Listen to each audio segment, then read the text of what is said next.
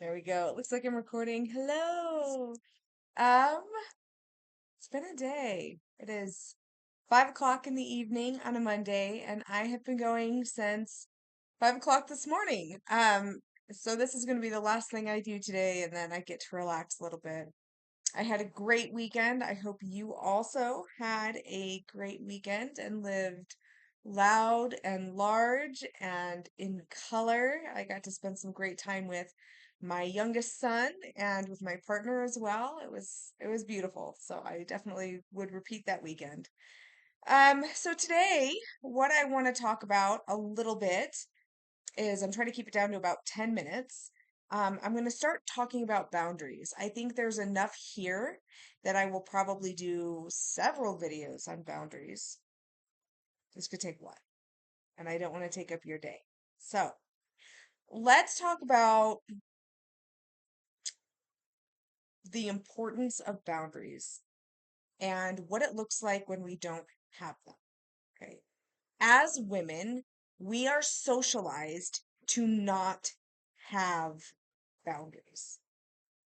Our worth is intrinsically, not intrinsically, that's wrong. Our worth is tied to how good of a mom we are, how good of a wife, partner, whatever, however it is you run that part of your life.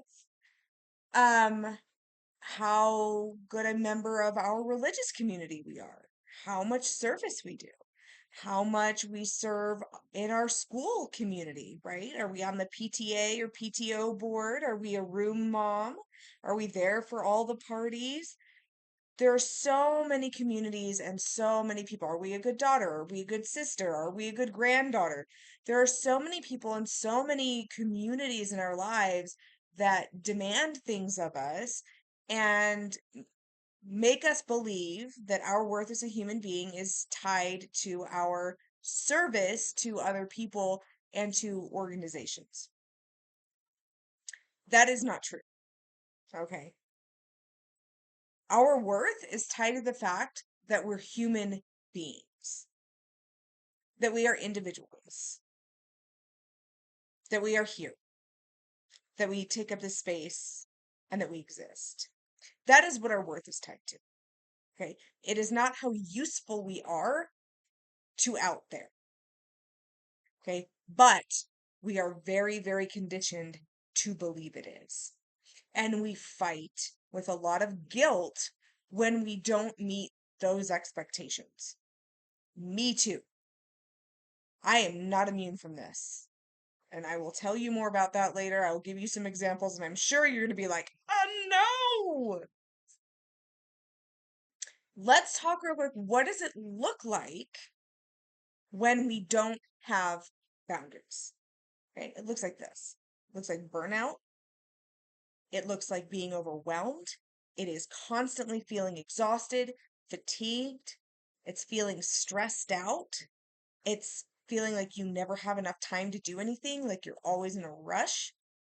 If you are experiencing those things in your life, that is your sign that you need to set, excuse me, and hold boundaries.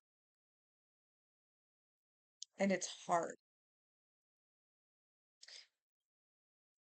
I think it is especially hard as moms because we are biologically wired to protect our children. And many, many, many, many years ago, protecting our children meant making sure they didn't get eaten by lions and leopards. Well, we don't have that stressor anymore, but we still have all of that hardwired biology. What is it we're going to protect our kids from? It's things we find scary, right? So we protect our kids from failure. We protect our kids from disappointment. We protect our kids from unpleasant things in life. And a lot of times we are sacrificing ourselves and our time and our wants and our desires in order to do that for our children. And we have been socialized into believing that that's our job. We came here to this earth simply to procreate and then protect the children.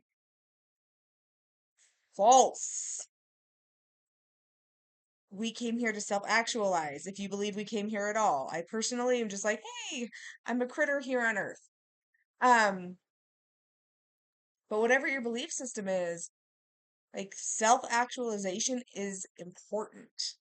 Okay. And that doesn't mean that you give up being a good mom. It doesn't mean you give up being a good partner.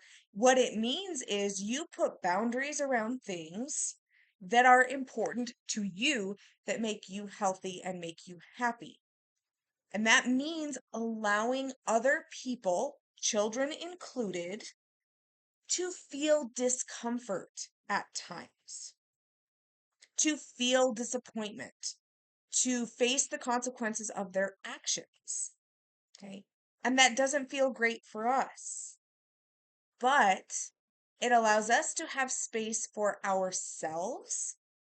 And it also allows our children or partners or friends or school communities, whoever, whatever it is, it allows them the opportunity to work through disappointment. It offers them an opportunity to learn how to deal with consequences of their actions. And especially as you look at that from the point of view as a mom who has kids, what better place and time for them to learn how to deal with disappointment than right now, while they are still in our homes, right?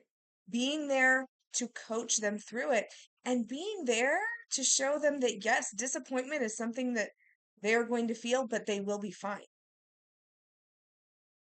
Or helping them find solutions for coping with the disappointment or preventing the disappointment from happening, taking an action on their part that allows them to get what they want. As an example, my son started running cross country again this year, and his cross country practices were at 7 a.m. Well, I have a lifting class I go to at 7 a.m., and I'm committed to that. And these places are like half an hour apart. There is no way that I can make this work. And so I told him, I was like, hey, bud, I want to support you. I love you a lot. I'm proud of you for signing up for cross country. But here's the issue. Like, your start time conflicts with my start time, and I can't be in both places at once, and this is important to me. And I've committed to this.